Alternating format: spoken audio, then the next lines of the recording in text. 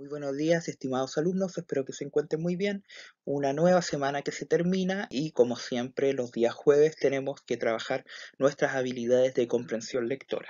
Mucho ojo con esto, recuerden que en cada evaluación, esto ha sido desde que comenzamos con las verificaciones y va a estar incluido en cada una de las evaluaciones que de aquí en adelante se hagan, son ejercicios de comprensión lectora. Así que mucho ojo con esto, no es menos importante que el contenido, de hecho es menos contenido el que se evalúa y más habilidades, por lo tanto esto es de vital importancia. El día de hoy, tanto con hacer la revisión de la actividad anterior y ver las habilidades y tipos de preguntas que aparecían contenidas en él, vamos a revisar también el temario para la prueba y les voy a presentar una lectura que va a estar incluida en este texto. Perdón, en la evaluación. Así que mucho ojo con esto. Vamos con la clase. Los objetivos para esta clase, como cada día jueves, son leer comprensivamente textos de diferentes tipos e identificar y aplicar estrategias de comprensión lectora.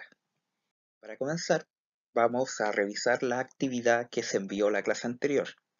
Básicamente, leímos un cuento de Augusto Monterroso denominado El Eclipse. Digo que es un cuento y por lo tanto, piensen ustedes, ¿cuál es la función comunicativa de este texto? ¿Será informar? ¿Será eh, formar opinión? ¿Generar reflexión?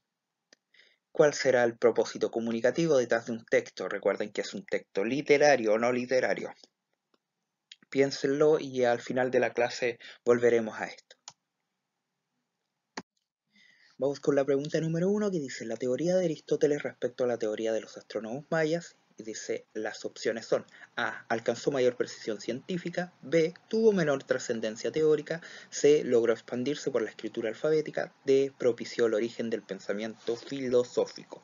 Veamos qué información podemos encontrar al respecto en el texto que nos dé luces y nos permita concluir a partir de esta la información que necesitamos para responder esta pregunta. Hacia el final del texto dice lo siguiente: 2 horas después, el corazón de Fray Bartolomé Arrazola chorreaba su sangre vehementemente sobre la piedra de los sacrificios, brillante bajo la opaca luz de un sol eclipsado, mientras uno de los integrantes recitaba sin ninguna inflexión de voz, sin prisa, una por una, las infinitas fechas en que se producían eclipses solares y lunares, que los astrónomos de la comunidad maya habían previsto y anotado en sus códices, sin la valiosa ayuda de Aristóteles.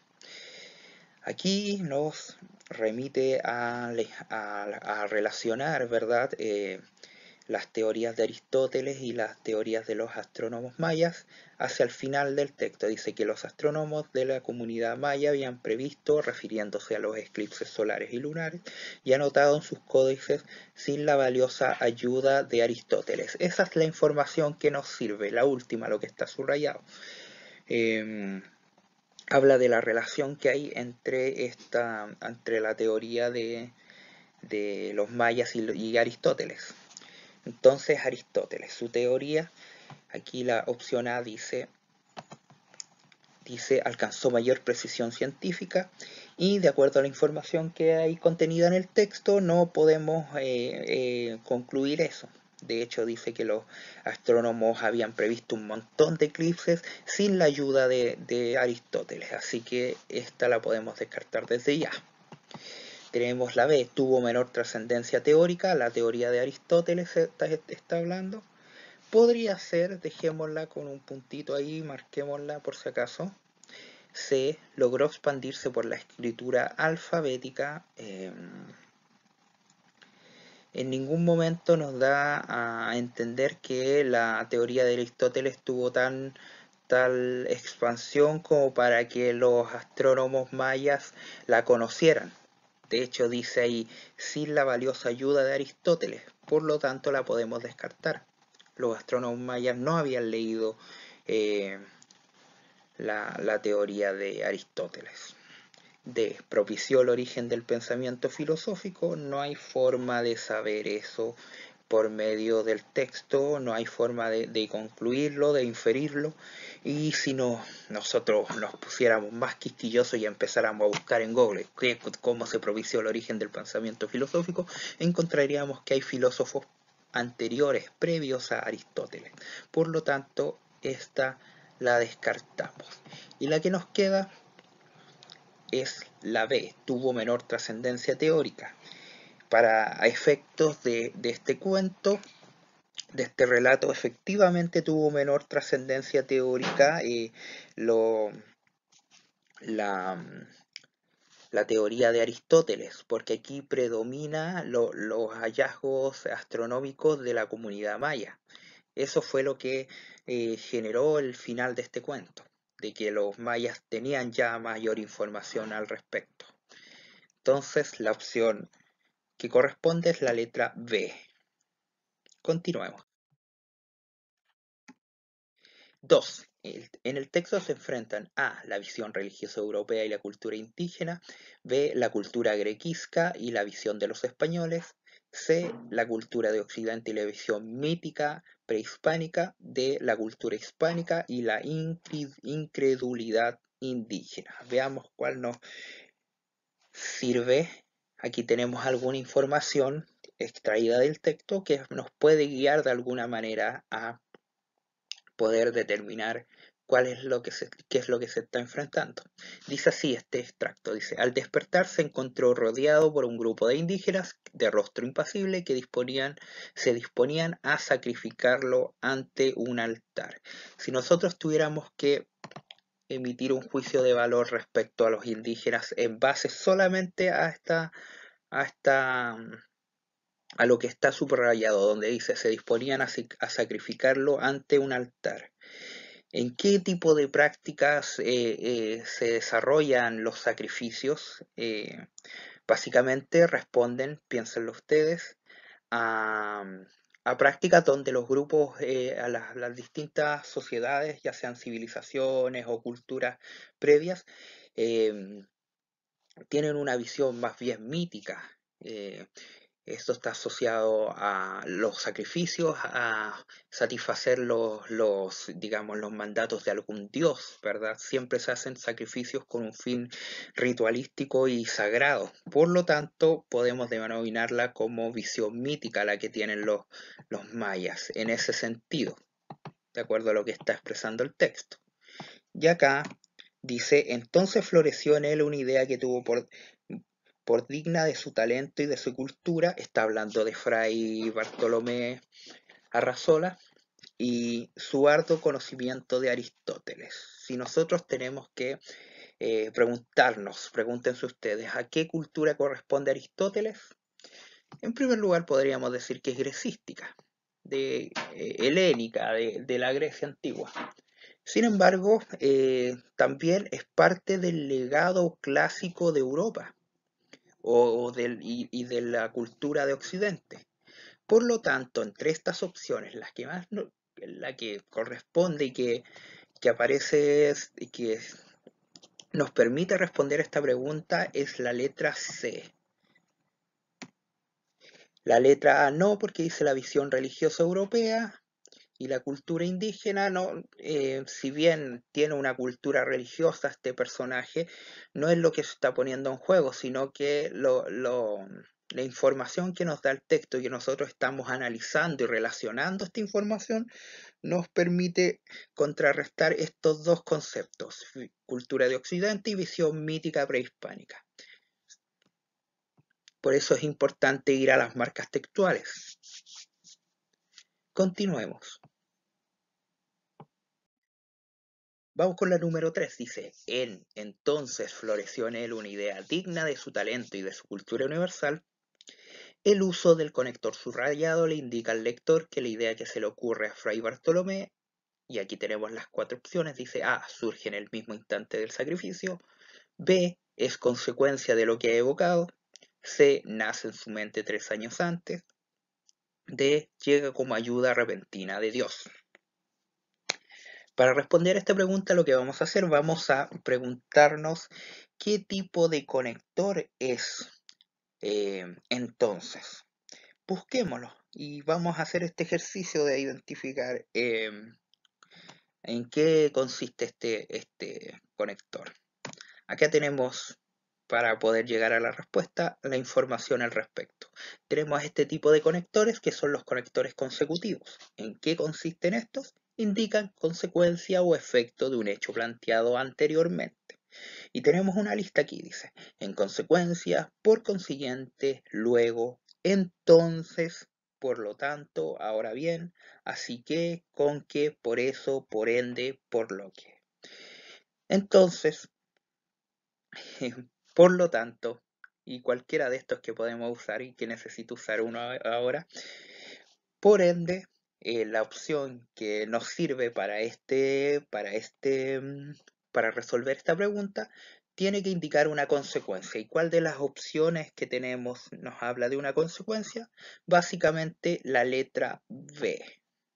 La dice, surge en el mismo instante del sacrificio. No, esto sucedió antes del sacrificio y fue el momento cuando, después de pensar Fray Bartolomé de las Casas en la situación que iba a vivir, se le ocurrió como consecuencia de los pensamientos que tenía en su cabeza. ¿Se nace en su mente 3 años antes? No, eso fue algo que pasó de manera repentina en el momento. Y D llega como ayuda repentina de Dios. En ningún momento se plantea la presencia de Dios, sino que habla de él como estaba pensando, llegó a una idea, tuvo como consecuencia una idea. Por lo tanto, la letra es la B. Número 4. La número 4 dice así.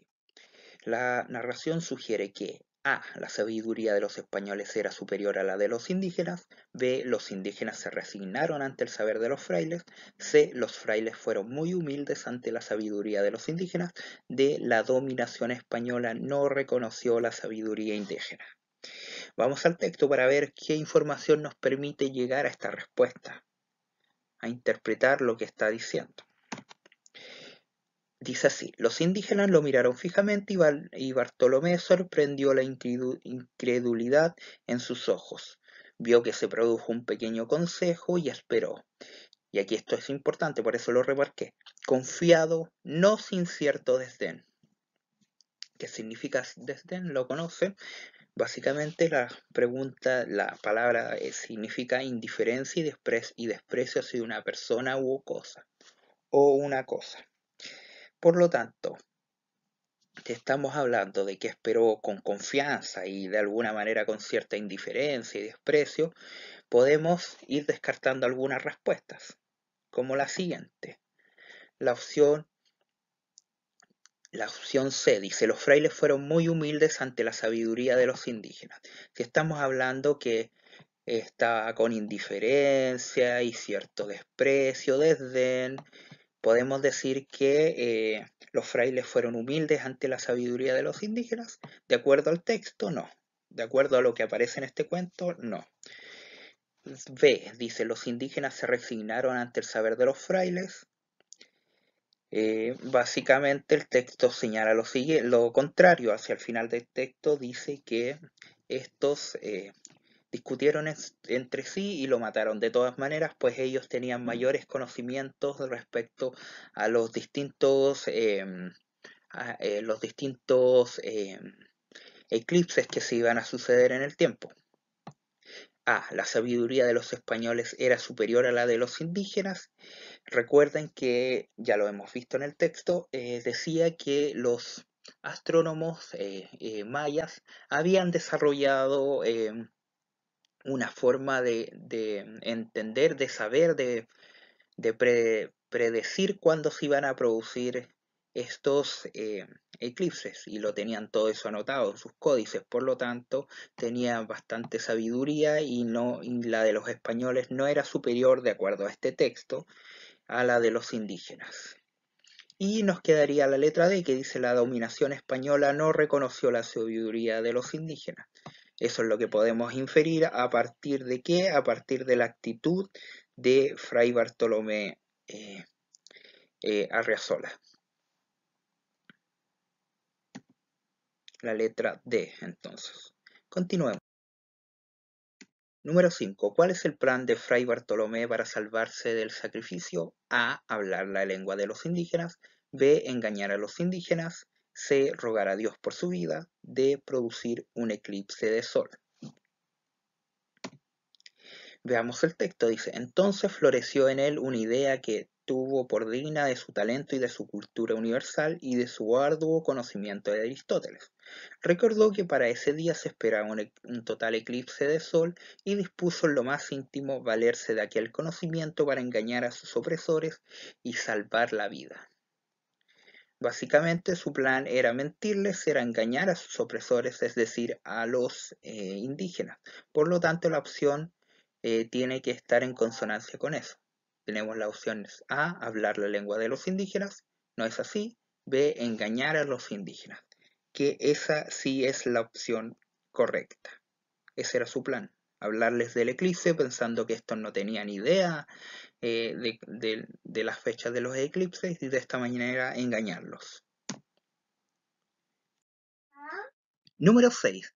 ¿Cuál es el error en la estrategia de Fray Bartolomé? A. Confiar en la bondad de los mayas. B. Subestimar el conocimiento de los mayas. D. C. Creer en el consejo de los mayas. Y D. Desconocer la lengua de los mayas. Veamos. Vamos a la información que nos dice. Mientras uno de los indígenas recitaba sin ninguna inflexión de voz, sin prisa, una por una las infinitas fechas en que se producirían eclipses solares y lunares y que los astrónomos de la comunidad maya habían previsto y anotado en sus códices, sin la valiosa ayuda de Aristóteles, en base a lo que tenemos ahí subrayado y que ya lo habíamos leído, pero teníamos que volver para poder responder esta pregunta. Básicamente, lo que sucede es que, según el texto y lo que ya sabíamos, es que los mayas sí tenían conocimientos de astronomía. Tenían predicciones sobre las fechas de los distintos eclipses. Por lo tanto, es algo que no tenía en mente Fray Bartolomé y a partir de eso se puede concluir que su principal error fue subestimar el conocimiento de los mayas. Veamos las otras opciones. Dice confiar en la bondad de los mayas. No, él de hecho ya se había dado por muerto, sabía que iba a ser sacrificado, pero intentó engañarlos pensando que ellos no tenían idea de las fechas de los eclipses.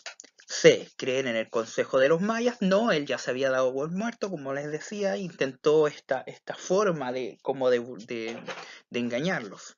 D. Desconocer la lengua de los mayas. Él tenía ciertos conocimientos de los mayas y fue en esa lengua en la cual les habló y les dijo esto del eclipse. Por lo tanto, la letra correcta es la opción correcta es la letra B, subestimar el conocimiento de los mayas. Continuemos. Ahora les comparto el temario para la evaluación que va a ser la próxima semana.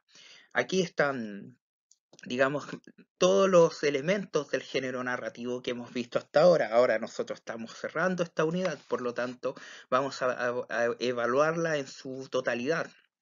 Recuerden que esto ya lo hemos visto, lo hemos trabajado por medio de ejemplos, ¿verdad? Se han hecho análisis de cuentos y esto es lo que tienen que hacer ustedes, básicamente reconocer, partamos, aparece el concepto de pacto de verosimilitud. La idea no es solamente que ustedes conozcan la palabra, sino que puedan relacionarlo a algún pequeño extracto en el cual se le puede preguntar que ustedes reflexionen sobre el contenido y si tienen relación con este concepto. Por ejemplo, tenemos la estructura narrativa, diferenciar cuando está presentándose el inicio de un relato, el desarrollo y el desenlace.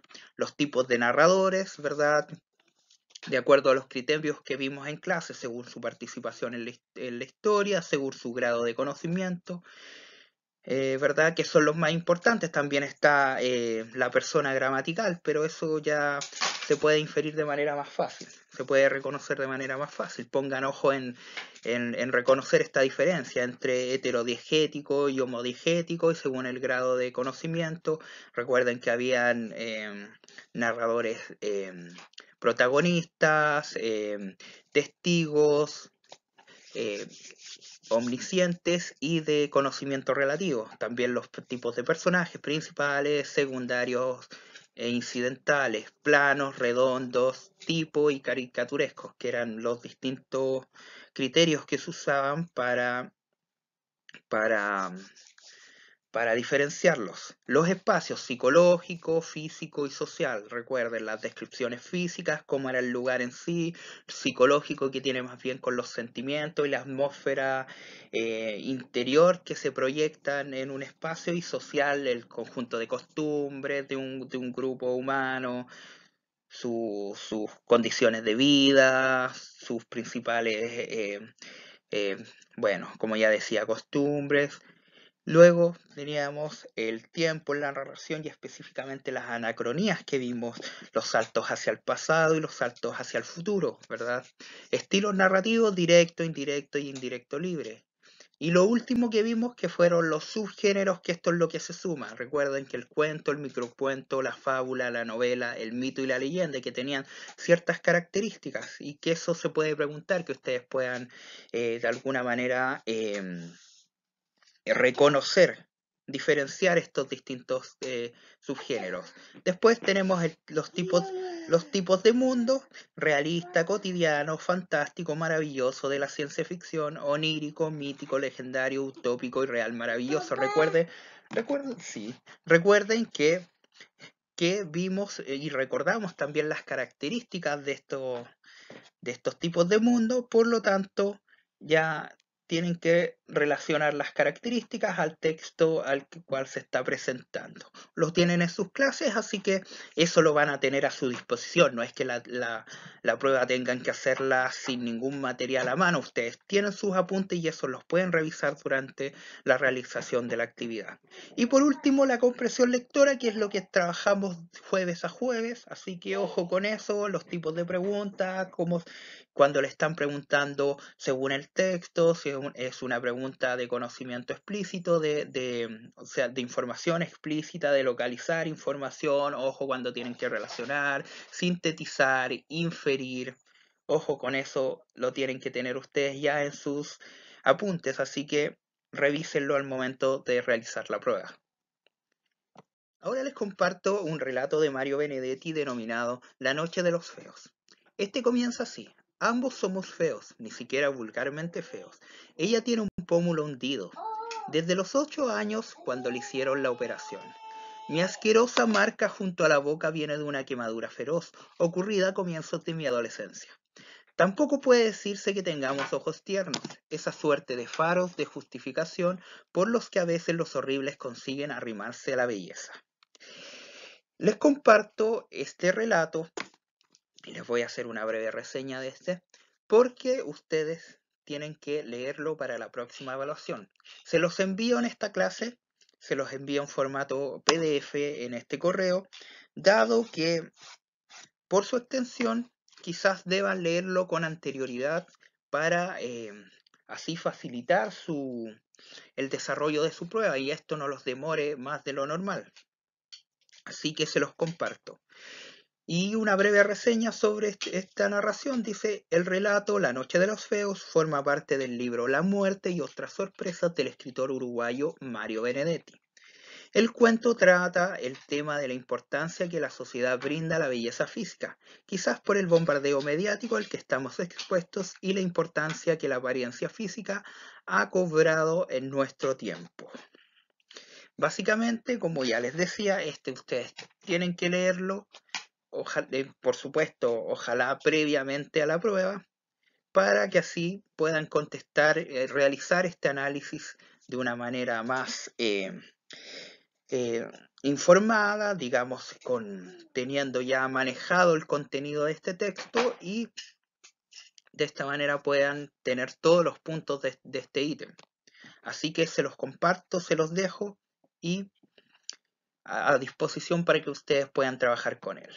Ahora, para cerrar la clase, es turno de ustedes trabajen en su documento enviado, su ficha de comprensión lectora, que deben enviar como plazo máximo el miércoles 26 de agosto. Esto dado que las próximas 2 semanas tenemos tanto la evaluación como nuestra semana de vacación, así que les doy ese tiempo para que puedan enviarlo y puedan trabajar a conciencia en este documento. Así que esto ha sido la clase de hoy.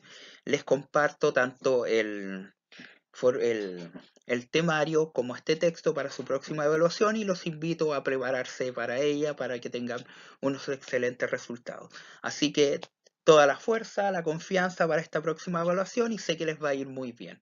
Que tengan una excelente jornada.